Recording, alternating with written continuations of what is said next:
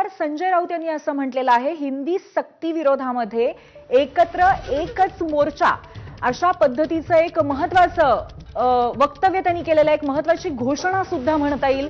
तर खासदार संजय राऊतांकडनं एकत्र मोर्चाची आता घोषणा करण्यात आलेली आहे.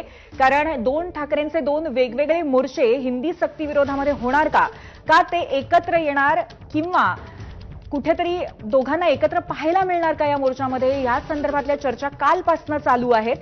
दोघांचाही हिंदी सक्ती विरोधातला मुद्दा एकच आहे, परंतु त्या निमित्ताने दोन्ही पक्षांचे मोर्चे वेगवेगळे असतील का ते एकत्र असतील या अनुषंगाने चर्चा होत असतानाच एक मोठं विधान आलेलं आहे. खासदार संजय राऊतांनी आता अशी घोषणा केलेली आहे की हिंदी सक्ती विरोधामध्ये एकत्र एकच मोर्चा होईल.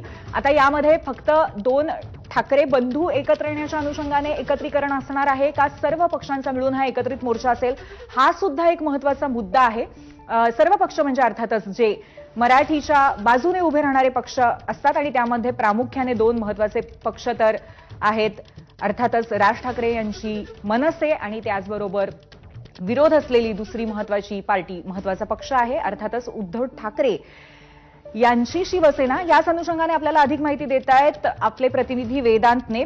वेदांत, या घोषणेबद्दल काय सांगता येईल, काय काय म्हटलेलं आहे संजय राऊत यांनी? संजय राऊतांनी ट्विट करत अधिकृतरित्या माहिती